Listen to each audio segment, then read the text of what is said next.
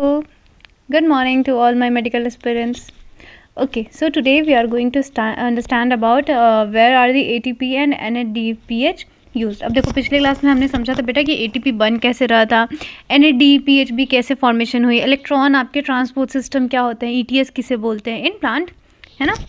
तो चलिए अभी तक हमने क्या समझा है। हाँ, सो वी लर्न दैट जो भी हमारे प्रोडक्ट्स बनते हैं लाइट रिएक्शन को वो क्या बनते हैं, एटीपी बनते हैं, NADPH बनते हैं and O2 oxygen of course. And ये जो O2 होते हैं वो डिफ्यूज़ कहाँ से कर जाते हैं, तो आपके क्लोरोप्लास्ट से। लेकिन जो आपके ATP और NADPH होते हैं ये कहाँ यूज़ हो जाते हैं, किससे, तो प्रोसेस से, जो कि हम लोग क्या बोलते हैं सिंथेसिस ऑफ फूड में, या फिर काफ़ी और ये और एक्यूरेटली बोला जाए तो शुगर्स। जब वो शुगर्स बनती है तो उसमें इसका क्या होता है, यूज़ होता है, और इसलिए इसे क्या बोला जाता है, this is the biosynthetic phase of photosynthesis. इसलिए क्या है कि ये बायोसिंथेटिक फेज़ है आपके फोटोसिंथेसिस का। और ये जो प्रोसेस होती है डायरेक्टली डिपेंड नहीं होती है आपके लाइट के प्रेजेंस में, बट ये डिपेंड किस पे करती है, तो जो भी प्रोडक्ट्स बनते हैं लाइट रिएक्शन में उस पर ये डिपेंड करती है, ना कि लाइट पे। एंड जैसे कि ATP एंड NADPH। अगर हम कार्बन डाइऑक्साइड एंड वाटर को अगर छोड़ दें तो आप ये सोचोगे कि how this could be verified, हम इसे कैसे वेरीफाई करें कि ये हो रहा है। तो सिंपल है, इमीडिएटली क्या करो, जैसे ही लाइट जो होती है अनअवेलेबल होती है, जो बायोसिंथेटिक प्रोसेस है वो क्या करेगी, कुछ टाइम के लिए हो पाएगी, उसके बाद क्या हो जाएगी, रुक जाएगी। एंड इफ़ आपके जो क्या होंगे लाइट जो अगर इसके लिए अवेलेबल कराई जाए, wait for a minute, yes, and जैसे ही आपकी लाइट क्या की जाएगी, अवेलेबल कराई जाएगी, देन वहाँ से हमारी क्या होगी, सिंथेसिस स्टार्ट हो जाएगी। So the synthesis process starts again. तो मतलब इससे हमें क्या, हमने टेस्ट कर लिया कि ये एक लाइट रिएक्शन का पाथवे होगा या फिर डार्क रिएक्शन। तो हमें क्या पता चला, जैसे ही हमने लाइट के प्रेजेंस को क्या कर लिया, रिमूव कर लिया, that means the process stops. मतलब बायोसिंथेटिक जो फेज़ है हमारा, biosynthetic phase of photosynthesis, it will stops. But जैसे ही अगर इसे लाइट में वापस से लेके जा रहे हैं तो इट्स अगेन रीगेन। ओके, सो क्या हम इससे ये समझ सकते हैं डैट कि आपके जो बायोसिंथेटिक फेज़ है, जैसे कि डार्क रिएक्शन, ये क्या है, मिसनोमर। मतलब इसको हम डिस्कस करते हैं एक दूसरे में, चलिए देखते हैं। सो अब देखते हैं, let us now see how the ATP and NADPH are used in the biosynthetic phase. तो अब हम ये समझते हैं कि जो हमारा ATP है एंड NADPH है वो कैसे हमारे बायोसिंथेटिक फेज़ में यूज़ होता है। तो जैसे कि हमने पहले भी देख लिया, जो कार्बन डाइऑक्साइड है वो क्या करती है, कंबाइन करती है किससे, H2O से, और क्या बनाती है, CH2ON, या फिर शुगर्स। तो ये हमारे क्या है, साइंटिस्ट के लिए इंटरेस्ट यहाँ पर क्रिएट हुई, मतलब उनके अंदर इंथुजियाज्म क्रिएट हुई कि कैसे हम इस रिएक्शन को और ज़्यादा आगे प्रोसीड करें, कैसे इसके बारे में और जाने। तो इन्होंने क्या किया, what was the first product form, जब CO2 जब लिया जा रहा था तो एक रिएक्शन क्या हो रही थी, फिक्स्ड हो जा रही थी। तो just after world war second कुछ हमारे सेवरल एफर्ट्स डाले गए किस पे, रेडियो आइसोटोप्स, जो कि हमारे यूज़ मतलब बेनिफिशियल थे हमारे बॉडी के लिए। तो इसमें हमारे मेल्विन कैल्विन ने एक इसका एग्जाम्पलरी सेट किया। तो जो अगर हम मान लेते हैं कार्बन 14 जो रेडियो एक्टिव कार्बन होती है, इन्होंने यूज़ किया अलगल फोटोसिंथेसिस स्टडीज़ में। एंड देन यहाँ से हमें पता चला कि जो फर्स्ट कार्बन डाइऑक्साइड जो फिक्सेशन प्रोडक्ट होता है वो होता है 3 carbon organic acid. And then इन्होंने और भी कंट्रीब्यूट किया क्या, तो पूरे आपके कंप्लीट बायोसिंथेटिक पाथवे के बारे में बताया। इसीलिए जो हमारी बायोसिंथेटिक जो पाथवे है उसे क्या बोला गया है, केल्विन साइकिल। और जो फर्स्ट प्रोडक्ट जो इन्होंने आइडेंटिफाई किया, डैट वाज इज 3-फॉस्फोग्लिसरिक एसिड, और इन शॉर्ट इन्हें क्या बोला जाता था, PGA। तो हमारे कितने, how many carbon atoms does it have, कितना उसके पास कार्बन एटम्स था, उसके बारे में फिर जानते हैं। So let's moving further.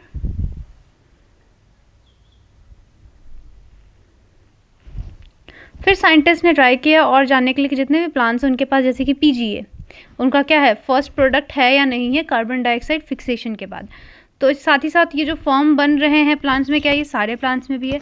तो इस एक्सपेरिमेंट्स को कंडक्ट किया गया एक वाइड रेंज ऑफ प्लांट्स में, जिसमें हमारी डिस्कवरी हुई और भी अनदर ग्रुप ऑफ प्लांट्स जहाँ पे हमारे stable product carbon dioxide fixation के टुवर्ड्स बन रहे थे, जैसे कि हमारे एक ऑर्गेनिक एसिड, बट उसमें हमारे क्या थे, 4 कार्बन एटम्स थे।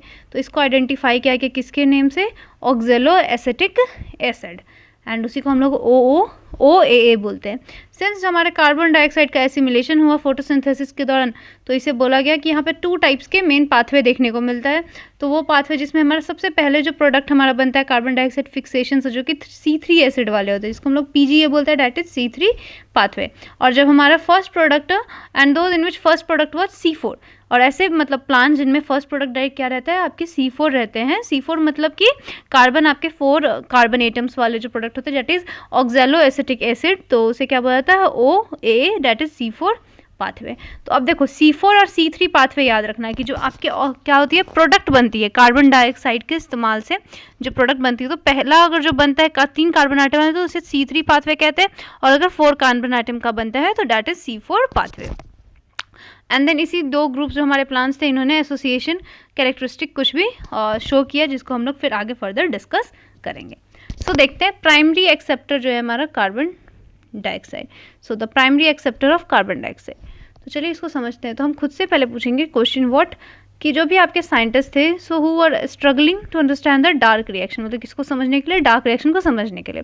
तो डार्क रिएक्शन में हमारे कितने कार्बन एटम्स जो है आपके मॉलिक्यूल के क्या कर रहे हैं, एक्सेप्ट कर रहे हैं, मतलब फिक्स कर रहे हैं कार्बन डाइऑक्साइड को।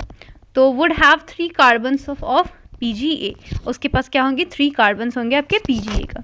और यहाँ पे फिर स्टडीज़ हमारी क्या होती है, काफ़ी अनएक्सपेक्टेडली दिखती है कि हमारे जो एक्सेप्टर मॉलिक्यूल है, जिसके पास क्या है 5 कार्बन कीटोज शुगर, मतलब राइबोलोज बाय फॉस्फेट, जिसे हम लोग क्या बोलते हैं RUBP। तो क्या ये कोई सोचा था, नहीं। तो मतलब जो हमारे कार्बन डाइऑक्साइड की जब फिक्सिंग हुई, तो यहाँ ये पता चला कि हमारे 5 कार्बन एटम वाले मॉलिक्यूल का फॉर्मेशन हो रहा है। तो चिंता वाली बात नहीं है, साइंटिस्ट ने फिर और क्या किया, तो बहुत लंबे समय पहले एक एक्सपेरिमेंट को कंडक्ट किया था इस कंक्लूजन से पहुंचने के लिए। तो इनका ये भी मानना था कि जो फर्स्ट प्रोडक्ट होता है वो क्या होता है, C3 एसिड होता है, और फिर प्राइमरी एक्सेप्टर जो होता है वो 2 कार्बन कंपाउंड को क्या कर लेता है, एक्सेप्ट कर लेता है। और बहुत सालों से तब जाकर के आइडेंटिफाई कर दिया गया किसको, 2 कार्बन कंपाउंड, तब जाकर के हमारे क्या उसके बाद जाकर के हमारे डिस्कवर हुए क्या, 5 कार्बन RUBP, मतलब राइबोलोज बाय फॉस्फेट। ठीक है, तो इस तरीके से आपके क्या हुआ, कार्बन डाइऑक्साइड प्राइमरी एक्सेप्टर क्यों है, तो ओनली बिकॉज यहाँ पे जो आपके मॉलिक्यूल्स बनते हैं तो रिस्पॉन्सिबल हमारे कार्बन डाइऑक्साइड होते हैं। अब देखो केल्विन साइकिल। अब केल्विन एंड उनके कोवर्कर्स ने मिलकर के क्या किया, साथ में काम किया एंड एक पूरा एक पाथवे बनाया, और उसमें दिखाया कि जो भी हमारे पाथवे होते हैं एक साइक्लिक मैनर में चलते हैं, और यहाँ पे RUBP भी जनरेट हुई। और चलिए इसको समझते हैं, जो हमारे केल्विन पाथवे क्या करती है, ऑपरेट करती है, और जहाँ पे इनके शुगर जो होते हैं वो सिंथेसाइज होते हैं।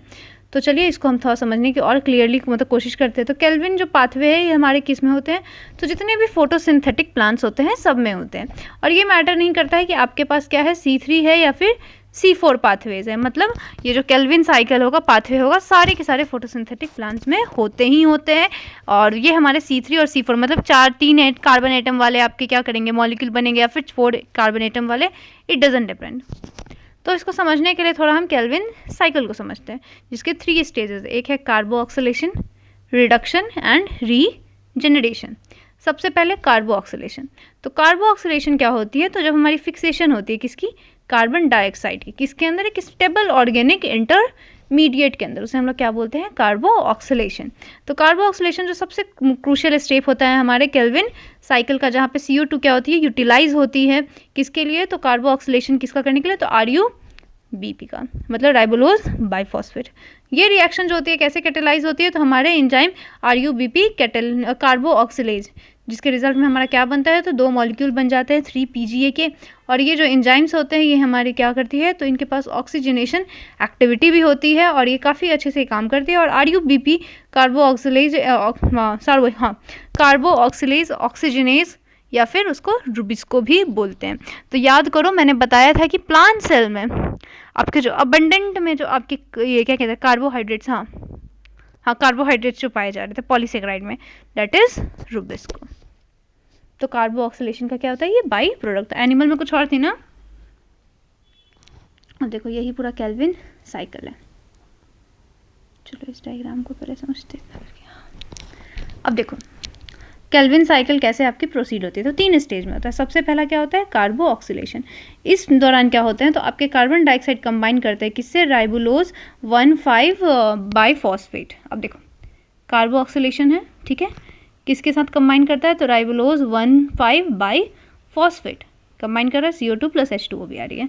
अब उसके बाद क्या होता है, रिडक्शन होता है। रिडक्शन में क्या होता है, इस टाइम पे क्या होता है, आपके जो कार्बोहाइड्रेट होते हैं वो कैसे बनते हैं, तो आपके photochemically made ATP and NADPH से।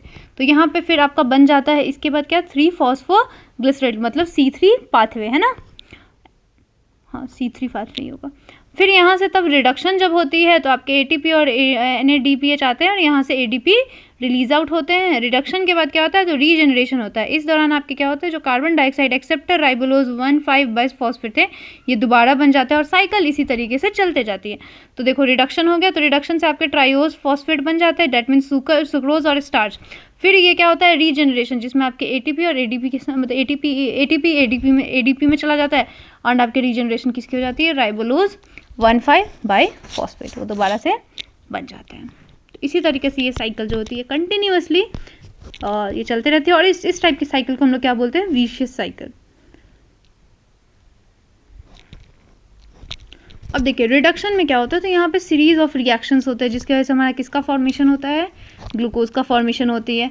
इसमें हमारे जो स्टेप्स होते हैं क्या करते हैं, यूटिलाइज करते हैं ATP के 2 मॉलिक्यूल्स को, किसके लिए, तो फॉस्फोराइलेशन के लिए, और 2 NADPH के भी हमारे किसके रिडक्शन के लिए, तो आपके CO2 मॉलिक्यूल्स के लिए, ठीक है। और यहाँ पे फिक्सेशन हो जाती है आपके 6 मॉलिक्यूल्स ऑफ CO2 एंड 6 जो होते हैं वो टर्न कर देते हैं साइकिल को जैसा रिक्वायर्ड होता है किसके फॉर्मेशन के लिए, तो आपके ग्लूकोज मॉलिक्यूल के, एक ग्लूकोज मॉलिक्यूल के फॉर्मेशन के लिए। एंड रीजनरेशन प्रोसेस में क्या होती है, तो रीजनरेशन जो होती है कार्बन डाइऑक्साइड की और एक्सेप्टर मॉलिक्यूल की, जैसे RUBP, ये क्रूशियल साइकिल होता है हमारे लिए, ताकि हम क्या करें, ये साइकिल जो है कंटिन्यूअसली चलते रहे बिना इंटरप्शन के। और जो रीजनरेशन जो आपके स्टेप्स होता है इसमें 1 ATP रिक्वायरमेंट होती है किसके लिए, फॉस्फोराइलेशन के लिए, और वो क्या बनाती है आपके RUBP को। तो इससे बेटा हम ये कह सकते हैं कि जितने भी आपके कार्बन डाइऑक्साइड मॉलिक्यूल होते हैं जब इंटर करते हैं किसमें, केल्विन साइकिल में, तो 3 मॉलिक्यूल्स हमारी ATP की एंड 2 NADPH की रिक्वायर्ड होती है। एंड प्रोबेबली ये क्या करती है, इस डिफरेंस में number of ATP and NADPH की यूज़ करती है किसमें, डार्क रिएक्शन में, एंड जो आपकी साइक्लिक फॉस्फोराइलेशन है, इसी तरीके से आपकी साइकिल कंटिन्यूअसली चलते रहती है। तो यहाँ पे एक क्वेश्चन है कि आपको ग्लूकोज 6 मतलब 6 ग्लूकोज बनाना है तो कितने साइकिल्स रिक्वायर्ड होंगे। हाँ, 1 मॉलिक्यूल ऑफ ग्लूकोज, तो 6 turns of cycles are required, मतलब एक ग्लूकोज के मॉलिक्यूल को बनाने के लिए आपको कितने साइकिल्स की ज़रूरत है, 6। तो यहाँ पे देखो इन कितना है, 6 कार्बन डाइऑक्साइड, तो आउट कितना होगा, 1 ग्लूकोज। अगर 18 ATP तो 18 ADP, 12 NADPH एंड 12 NADP, तो ये ध्यान में रखना, ठीक है। अब थोड़ा समझते हैं C4 पाथवे क्या है। अब देखिए जो प्लांट्स होते हैं ये क्या करते हैं, ये अडेप्टेड होते हैं, हाँ ये अडेप्टेड होते हैं जो भी किससे, तो ड्राई ट्रॉपिकल जो आपके रीजन्स होते हैं जिनके पास क्या होता है C4 पाथवे, जो कि पहले ही दिया गया, मतलब 4 कार्बन एटम वाले, 4 कार्बन हाँ एटम वाले जो मॉलिक्यूल्स बनेंगे।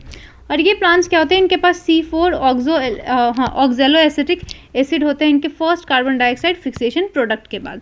और ये क्या यूज़ करते हैं, तो आपके C3 पाथवे या फिर Calvin cycle main biosynthetic pathway के लिए।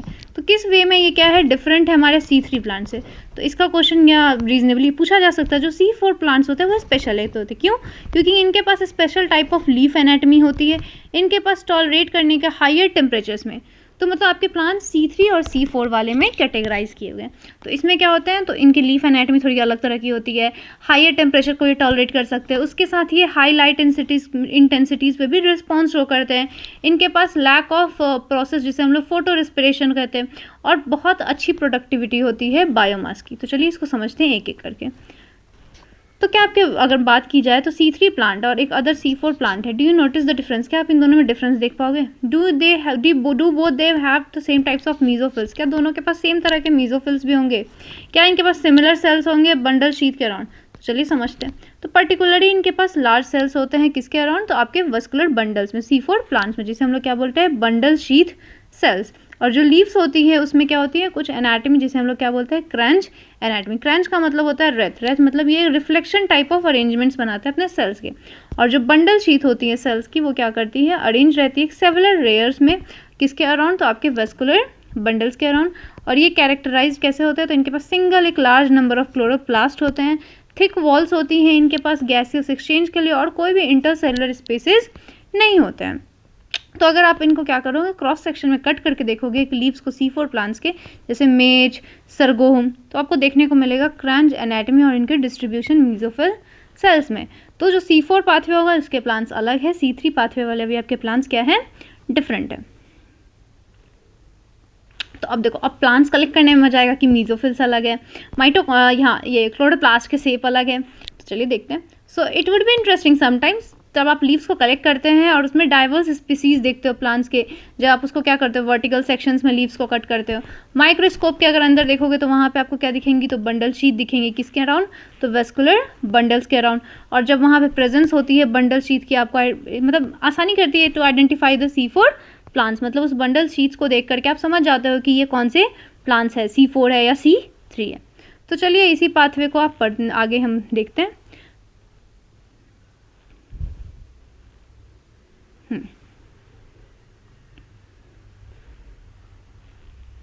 देखिए एक डायग्रामेटिक रिप्रेजेंटेशन है आपके हैच एंड स्लैक पाथवे का। तो बेसिकली क्या होता है, देखो ये बंडल शीट, ये है mesophylls, cell wall, plasma membrane, atmospheric carbon dioxide गई, बाइकार्बोनेट, फॉस्फोइनोल, पायरुवेट आए, फिक्सेशन होगी, फिर ये क्या करेगी, C4 एसिड बनी, ट्रांसपोर्ट, डीकार्बोक्सिलेशन होगी, C3 acid, transport, C3 acid, जिसको हम लोग क्या बोलेंगे, रीजनरेशन। रीजनरेशन में फिर यही बनेगा, मतलब ये साइकिल इधर से शुरू होगी ऐसे, और ये साइकिल ऐसे ही चलते जाएगी चलते जाएगी चलते जाएगी। चलिए समझते हैं थोड़ा। अब देखो ये जो पाथवे होता है इसको नेम दिया गया है किस पे, hatch and slack pathway. Again ये एक साइक्लिक प्रोसेस है, तो चलिए इसको समझते हैं स्टेप बाय। तो जो सबसे पहले प्राइमरी जो होते हैं हमारे C2 एक्सेप्टर, जो कि हमारे क्या है 3 कार्बन मॉलिक्यूल फॉस्फोइनोल पायरुवेट, जो ये हमारे फॉस्फोइनोल पायरुवेट है PEP, ये किस में प्रेजेंट होते हैं, हमारे मेसोफिल सेल्स में, ठीक है। और ये जो एंजाइम यहाँ पर रिस्पॉन्सिबल होती है फिक्सेशन के लिए, वो कौन सी होगी, हमारे फॉस्फोइनोल पायरुवेट की ही कार्बोऑक्सिलेज, क्योंकि क्या होना है आपका यहाँ पे फिक्सेशन होना है ना, या फिर पेपकेज उसे बोला जाता है। और ये इंपॉर्टेंट क्यों होती है, ताकि वो मेसोफिल सेल्स में क्या होता है आपके लैक ऑफ रुबिस्को एंजाइम होती है, तो C4 एसिड फिर आपकी क्या करती है, OA को बनाती है, ऑक्जेलो एसिटिक एसिड, और ये कहाँ पे बनाती है, तो आपके मेसोफिल सेल्स में बनाती है। और जब ये बनते हैं तो आपके जो दूसरे 4 कार्बन कंपाउंड्स लाइक जैसे मैलिक एसिड है या फिर एस्पार्टिक एसिड है, किस में, मेसोफिल सेल्स में, वो किस में ट्रांसपोर्ट हो जाता है, बंडल शीट्स में। और जैसे ही वो बंडल शीट्स में जाते हैं, देखो C4 एसिड बना, ट्रांसपोर्ट हो रहा है, जैसे ही वो बंडल शीट सेल्स में जाते हैं तो C4 एसिड्स वहाँ पे टूट जाते हैं और रिलीज कर देते हैं कार्बन डाइऑक्साइड को, एंड 3 कार्बन मॉलिक्यूल बनाया इन्होंने, इस कार्बन डाइऑक्साइड रिलीज किया एंड आपके 3 कार्बन एसिड बनाया, और 3 कार्बन जो मॉलिक्यूल होता है वो वापस से ट्रांसपोर्ट हो जाता है किसमें, मेसोफिल में, जहाँ पे ये कन्वर्ट हो जाएगा किसमें, PEP, मतलब फॉस्फोइनोल पायरुवेट में फिर से क्या हो जाएगी, ये कन्वर्ट हो जाएगी। और ये क्या करती है, साइकिल को ऐसे ही कंप्लीट करती है। तो इसी तरीके से आपकी साइकिल क्या होती है, कंटिन्यूअसली एक पैटर्न में चलते रहती है। अब यहाँ से जो CO2 रिलीज होती है बंडल शीट सेल्स में, वो इंटर करती है C3 या फिर उसको कह सकते हैं केल्विन पाथवे, और ये पाथवे जो होती है सारे प्लांट्स के लिए कॉमन होती है। और जो बंडल शीट सेल्स होते हैं ना, रिच होते हैं किस एंजाइम में आपके बेटा, तो राइबोलोज बाइफॉस्फेट कार्बोऑक्सिलेज ऑक्सीजनेज, मतलब रुबिस्को, बट लैक होते हैं, मतलब किसकी कमी होती है बंडल शीट्स में, पेपकेज का। तो पेपकेज जो है आपका किस में ज़्यादा प्रेजेंट होगा, मेसोफिल सेल्स में, ठीक है, क्योंकि वो C4 से आपके क्या हो रहा है, रीजनरेशन हो जा रही है। और जो ये बेसिक पाथवे होता है इसी का रिजल्ट है क्या, तो हमारा फॉर्मेशन होना किसका, शुगर्स का बनना, है ना। तो रिजल्ट में हमें क्या देखने को मिलता है, शुगर्स का बनना। और जो केल्विन पाथवे होता है ये कॉमन होती है किससे, C3 एंड C4 प्लांट्स। तो क्या आपने कभी देखा है जो केल्विन पाथवे होती है ये हमारी किस में होती है, तो mesophyll cells of C3 plant में। तो C4 प्लांट में ये नहीं होती है हमारे किस में, मेसोफिल्स में, बट ये हमारे किस में होती है, सिर्फ बंडल शीट सेल्स में होता है, ठीक है। अब आपका पार्ट आता है फोटो रेस्पिरेशन। चलिए इसको समझते हैं। तो एक और प्रोसेस है जो कि हमारे क्या होता है, इंपॉर्टेंट डिफरेंस क्रिएट करती है किसके बीच में, C3 एंड C4 प्लांट, जिसे हम लोग क्या बोलते हैं, फोटो रेस्पिरेशन, मतलब लाइट एनर्जी का यूज़ करके रेस्पिरेशन करना। तो इसको समझने के लिए सबसे पहले फोटो रेस्पिरेशन में क्या होगा, तो हमें फर्स्ट स्टेप थोड़ा समझना होगा केल्विन पाथवे का। तो फर्स्ट क्या था, CO2 फिक्सेशन स्टेप। तो ये जो रिएक्शन होती है जहाँ पे हमारे RUBP क्या करते हैं, कंबाइन करते हैं कार्बन डाइऑक्साइड से, और क्या बनाते हैं, 2 मॉलिक्यूल बनाते हैं 3PGA का, जो कि हमारा क्या होता है, कैटेलाइज किससे होता है, रुबिस्को एंजाइम से होती है। रुबिस्को जो होती है सबसे most abundant type of enzyme है हमारे पूरे वर्ल्ड में, और इसको ये इसलिए कैरेक्टराइज किया क्योंकि इनके पास क्या होता है, एक्टिव साइट्स होते हैं जो कि हमारे दोनों से ही बाइंड कर सकती है, मतलब कार्बन डाइऑक्साइड और ऑक्सीजन से भी, इसलिए इसका नेम ऐसा दिया गया। सो रुबिस्को जो होती है हमारे बहुत ही एफिनिटी शो करती है आपके कार्बन डाइऑक्साइड के साथ, जब वो कार्बन डाइऑक्साइड के साथ होती है, और ऑक्सीजन के साथ भी नियरली इक्वली होती है। अब मानो इमेजिन करो कि अगर ऐसा हो रहा है तो if this were not so, तो यहाँ पे बाइंडिंग जो होगी वो कैसी होगी, कॉम्पिटिटिव होगी। मतलब ये relative concentration oxygen and carbon dioxide पे क्या करेगी, डिटरमाइन करेगी कि वो किससे बाइंड करेगी। ये जो रुबिस्को एंजाइम है ये किससे बाइंड कर पाएगी, क्योंकि वो दोनों के साथ ही बाइंडिंग नेचर शो कर सकती है। तो जैसे कि C3 प्लांट्स में क्या होता है, तो जो हमारे कुछ ऑक्सीजन मॉलिक्यूल्स होते हैं वो बाइंड कर जाते हैं रुबिस्को से, और यहाँ पे CO2 का जो फिक्सेशन होता है वो कम हो जाता है। तो यहाँ पे हमारे RUBP जो हमारे हैं, इंस्टेड वो कन्वर्ट कर पाए खुद को 2 मॉलिक्यूल्स PGA में, बाइंड कर जाते हैं O2 के साथ और क्या बना लेते हैं, 1 molecule of phosphoglycerate and phosphoglycolate, मतलब 2 कार्बन का। और इस पाथवे में हमारे क्या होता है, इसको हम लोग क्या बोलते हैं, फोटो रेस्पिरेशन। और फोटो रेस्पिरेटरी पाथवे में आपके ना तो किसी शुगर का सिंथेसिस होता है और ना ही ATP का, रैदर ये रिजल्ट है कि यहाँ पे क्या हो जाता है, रिलीज हो जाता है कार्बन डाइऑक्साइड का, यूटिलाइजेशन हो जाती है ATP के। एंड फोटो रेस्पिरेटरी पाथवे में कोई भी सिंथेसिस नहीं होती है, ना तो ATP और ना ही NADH। और बायोलॉजिकल फंक्शन जो होता है फोटो रेस्पिरेशन का अभी भी नोन नहीं है, so it is still unknown. और ये ऐसा सिर्फ इसलिए हो रहा है क्योंकि ये क्या कर लेती है, ऑक्सीजन के साथ कंबाइन कर लेती है। और रुबिस्को जो होती है वो दोनों के लिए इक्विवेलेंटली अफिनिटी शो करती है, मतलब कार्बन डाइऑक्साइड के साथ भी इजीली कंबाइन कर लेती है और ऑक्सीजन के साथ भी। बट अगर हम वैसे ही देखेंगे अगर C4 प्लांट्स में, तो फोटो रेस्पिरेशन नहीं होती। क्यों? क्योंकि यहाँ पे क्या होता है, मैकेनिज्म जो होती है वो इंक्रीज कर देती है, बिकॉज यहाँ पे CO2 का कंसंट्रेशन क्या होता है, बढ़ा हुआ होता है आपके एंजाइम साइट पे। और यहाँ पे C4 एसिड जो बनते हैं ये टूट जाते हैं मेसोफिल में, बंडल शीथ सेल्स क्या करते हैं, रिलीज करते हैं कार्बन डाइऑक्साइड का, और यहाँ पे इंट्रासेलुलर कंसंट्रेशन हमारा CO2 का ही बढ़ जाता है। तो इसके वजह से क्या होती है, तो हमारे रुबिस्को जो फंक्शन है इसका ऑक्सीजन एक्टिविटी को बहुत ही ज़्यादा मिनिमाइज कर देती है। तो आपको ये समझ में आएगा जो C4 प्लांट्स होते हैं उसमें फोटो रेस्पिरेशन नहीं होती है। तो आप समझ सकते हो कि क्यों प्रोडक्टिविटी और यील्ड्स जो होते हैं बेटर होते हैं इस प्लांट्स में एज़ कम्पेयर टू हमारे, और साथ ही साथ इनके पास हायर टॉलरेंस और टेम्परेचर, हायर टेम्परेचर्स को भी ये क्या कर सकते हैं, बेयर अप कर सकते हैं, है ना। अब देखो यहाँ पे अब पूरा एक ये टेबल है, इस टेबल को पूरा